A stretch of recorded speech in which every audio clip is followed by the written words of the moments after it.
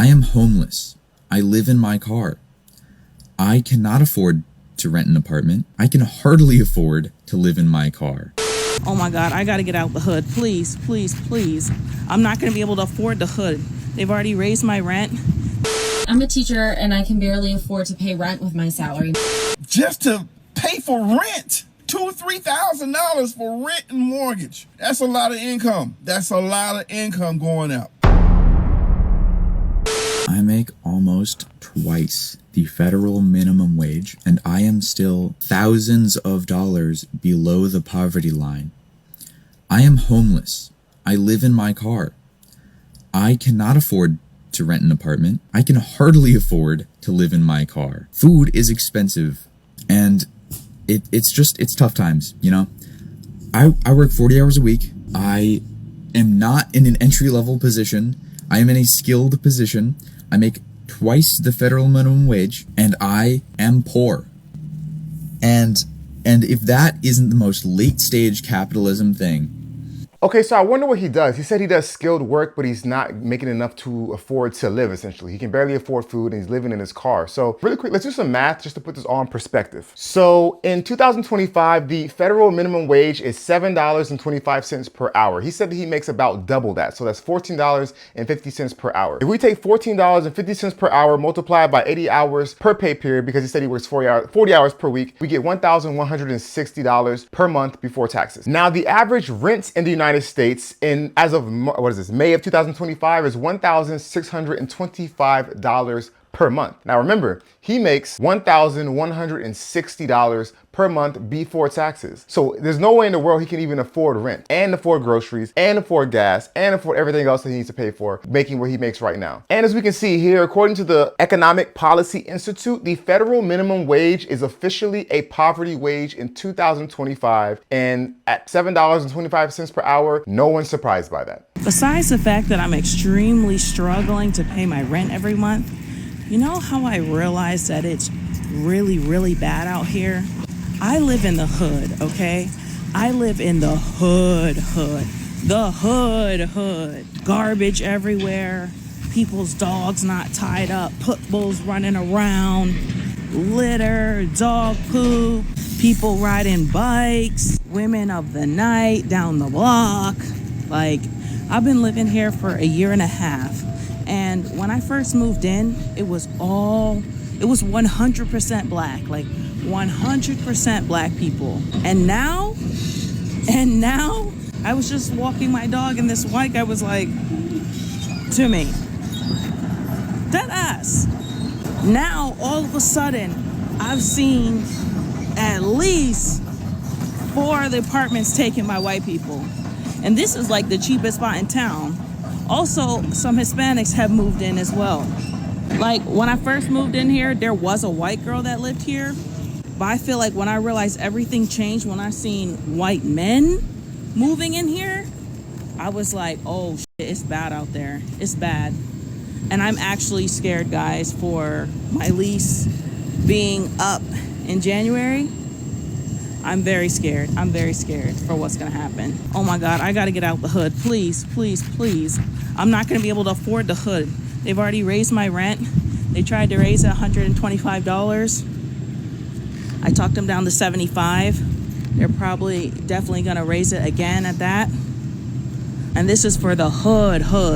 No supermarkets, no restaurants, nothing. Like, I don't know. We're just sitting on here on social media talking about. Okay, so that'll change very soon, because what she's describing, I think she's looking at this the wrong way.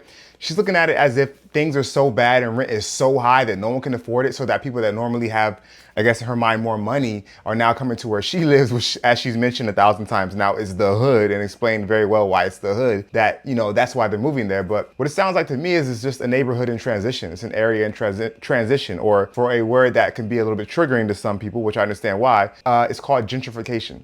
So the area she's in is now being developed, and she said that nothing's there now. There's nowhere to buy food, there's no parks or whatever, but that's gonna change. Slowly but surely, companies will start moving in, start developing, and that place she's in now with all the dogs off the leash and the dog poop on the ground and people riding bikes all around the neighborhood with no helmets on and ladies of the night, all that's going to change. All that will change. And I know this personally because I purchased a home back in 2019 that was in an area that was transitioning as well. And I saw it happen because I went to school in this area. And you know, I don't know why a lot of times universities are in areas that aren't the greatest. But anyways, I went to school at the university, and maybe 10 minutes away from the school was an area I bought a house at. And when I was in school, the area was not the greatest. And so after I graduated college, went back to buy a house there, I started to notice the exact same things she's noticing. People of different ethnicities and backgrounds, jogging, riding their bikes, running with their dogs. And I just saw the transition. And now you see Starbucks popping up, you see Whole Foods popping up, you know, all the telltale signs. So I think that's what's going on here. It's not so much that, I mean, rent is high. Don't get me wrong. You saw, we all know rent is high. I can give it another story about that as well. Maybe I will in a little bit, but it's not just that rent is high. It's that, and that could be part of the reason. Now people are like, okay, well, it's so high here, and they start to move to a new area. And as they move in, other things start to change. I'm a teacher and I can barely afford to pay rent with my salary. My salary bi-weekly is basically my rent minus $500. Guess how much my car is? $400. Guess how much insurance is? $100. Oh yeah, that's right. You do the math. I'm left with owing money at the end of the month.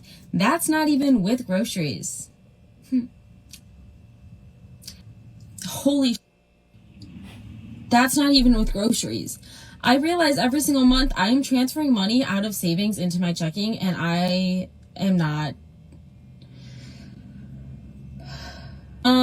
Just had the realization in the car that I'm actually gonna go into debt if I continue being a teacher. Like, genuinely. Wow. Oh, I'm like literally having a crisis right now. I'm gonna have a panic attack right now. I can't do this. I literally cannot do this. Knowing every single month that most of my money is literally like, I don't have money. I don't know how I'm gonna pay off my credit card this month. I don't know. When are we gonna start paying teachers more? And why don't we pay them a lot already? I don't understand it. Am I missing something? If I am, let me know, because I really wanna know. Because I see a lot of videos and I've met a lot of teachers, you know, in real life who struggle. And I don't get it because they do a very important job. They teach the youth. Why is someone who is teaching the generation that's to come to better our society, to be productive citizens in society, not paid more for their services? What's going on? Listen, so let me tell you all this. I had a customer earlier today, got her approved, but she just could not, and I understand, just could not to afford the monthly payments. Let me tell you the reason why. Her rent by itself for a 2-bedroom apartment was $1,900. I'm like, wow, that's how much you pay. Yeah. And only bring home a certain amount. So you factor in people out here paying $2,000. I had one customer paying $2,800, $3,000 a month for a mortgage. That is absolutely insane. That's too much for rent. The homes is too high. The rent right now, I get it, I understand. And wow, there's some people out here in some tough situations because of just to pay for rent. $2,000-$3,000 for rent and mortgage. That's a lot of income. That's a lot of income going out. That's just by itself, not including car insurance and if you need a car and food.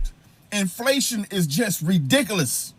It is. Not to be the dead horse here, but we know that rent is too high. We know that mortgages are too high. I literally was about 2 seconds away from signing on the dotted line to make an offer on a home recently. And that home would have run me $2,700 a month just for principal, interest, taxes, insurance, and HOA, not including utilities. $2,700 a month. And you know that every 3 years or 2 years, however often they make tax assessments, is gonna go up. You know that however so often insurance reevaluates, whatever they reevaluate, is gonna go up. So that $2,700 would easily turn into $2,800, $2,900 within the next few years. That's absurd. And like I said, I make a decent amount of money. So I didn't feel like I could afford it. So I didn't sign. I didn't make the offer. And I'm staying put for now. And I don't know what the next move is. The only move I can think of is make more money. So what he's saying applies to me. I'm sure it applies to a lot of you in the comment section. A lot of you watching this video, I should say, is that we're all kind of just trying to figure out how to make it work. It's like a tale of two cities, or a tale of two individuals. One individual purchased a home before 2020, before the worldwide situation. Another group looked to purchase a home after 2020, 2021, when home prices went up and when interest rates have now gone up. The people that bought before are sitting pretty. They had the, you know, the 3% interest rates, 4%, sub 4% interest rates. And they purchased homes before that. The median home price was like $450,000. The person that's looking to buy now, i.e. me, some of you, we're buying now where interest rates are double that or even more than double that. And home prices are now, like I said, 450 median. That's the price range I was looking at, between 450,000. To afford that, especially as a single person, kind of, you'd be house poor essentially. You'd be working just to pay for your house. That's it. You wouldn't have money left over to go on vacation or to,